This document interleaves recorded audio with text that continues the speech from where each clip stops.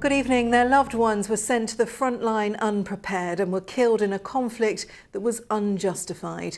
Today, the families of those who died in the Iraq war found out the invasion was based on flawed intelligence. As a result, 179 British troops were killed. 11 of those were from our region, as Emma Wilkinson now reports.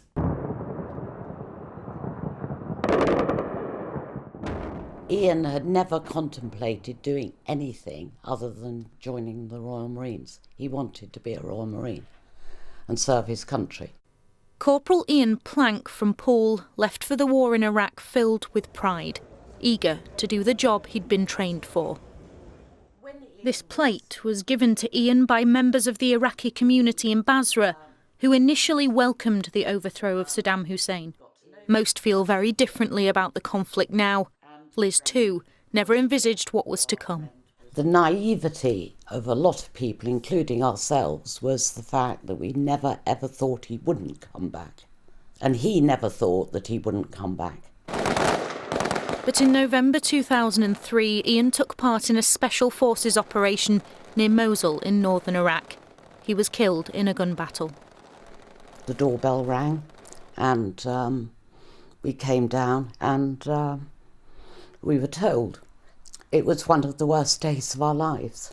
And for Dominic, he never really recovered from losing his son, ever.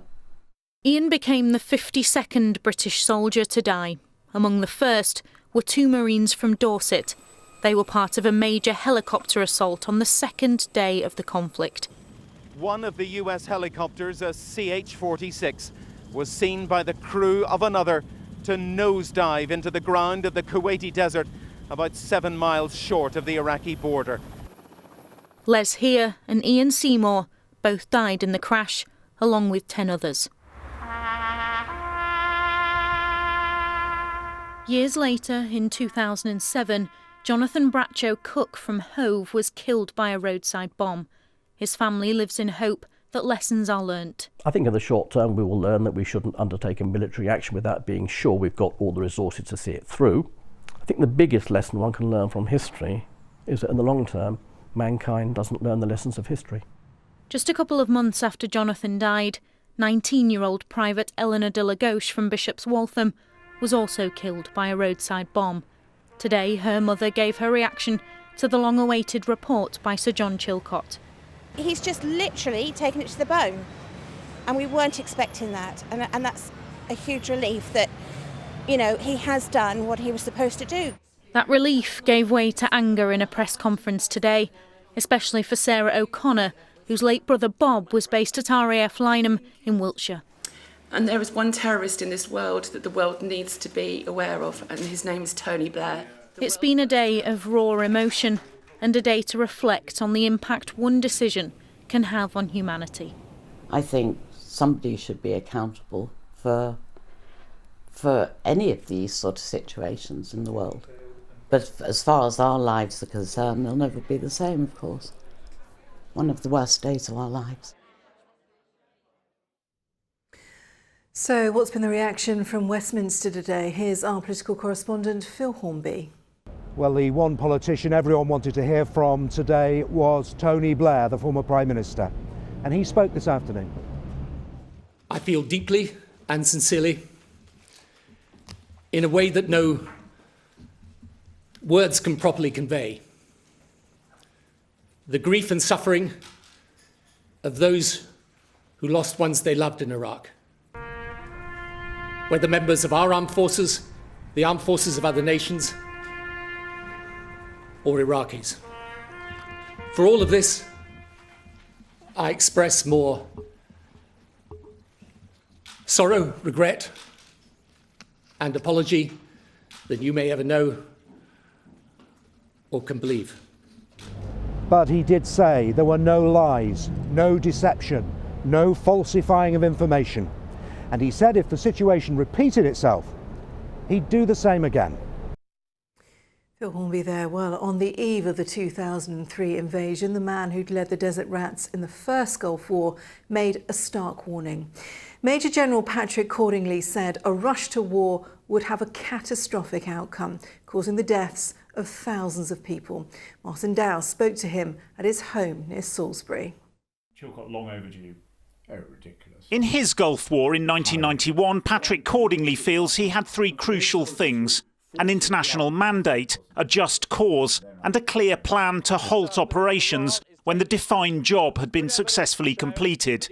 And that none of these were in place in 2003, which is why he warned that to follow the Americans into war would be a big mistake. The Iraqi armed forces were useless. There was an embargo on anything coming into the country. They wouldn't be able to repair anything. And anybody suggesting that they were capable of fighting again and actually having weapons of mass destruction seemed to me to be quite extraordinary.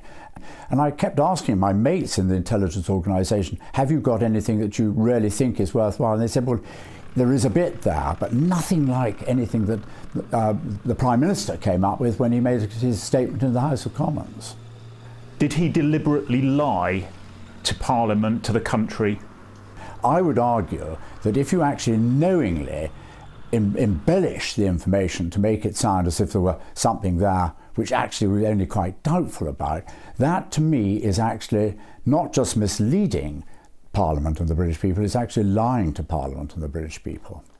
I don't think we committed war crimes. I don't think Mr. Blair is a criminal in that respect.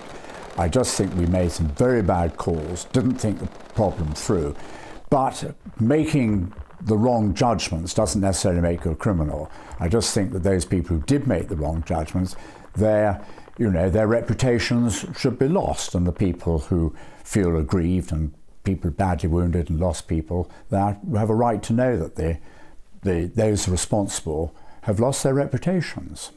Has anything positive come out of that sacrifice, do you think? Very sadly, I don't think anything positive had come out of it. And for those soldiers who fought so bravely out there, went on patrol in appalling conditions, living in appalling conditions, thinking now, we thought we were doing a good job. And actually, I look at it now and thinking, why were we sent there in the first place? We really haven't helped. And that's sad.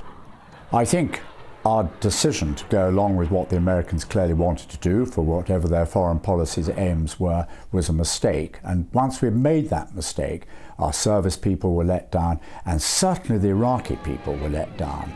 We should have gone to try to help them in any way possible, not to attack them and kill them. Martin Dowse, ITV News. Well, with no long-term plan in place, 13 years after the invasion, the chaos continues. A breakdown in law and order saw a rise in extremism. It forced thousands of Iraqis to flee their homeland. Today we spoke to one of those who sought asylum in our region. We thought that things would get better, Iraq would be rebuilt again, and we will have democracy, we will have better lives, but things got worse and worse. It was scary. Every day we would hear a neighbor is killed, or another bomb in some neighborhood where my brother has just been there and we have to leave. In other news tonight, 22 cases of E. coli have been confirmed across our region. Public Health England says many of those affected had eaten mixed salad leaves before becoming ill. Work has started again to install the foundations for 116 wind turbines 8 miles off the Sussex coast. In April, work on the £1.3 billion project was delayed. When it's completed, it will provide enough electricity to supply 300,000 homes. What you can see out here today already is 20 foundations already installed, 2 underway right now as we can see, and then there'll be another 94 to go. This is all in readiness for the turbine installation, which will be taking place in 2017, 2018, full operation due in 2018, which will mean we'll be then generating electricity for the equivalent of around 300,000 homes every year for the lifetime of the project. Now, what does the weather have in store over the next few days? With all the details tonight, here's Lucy Verasamy.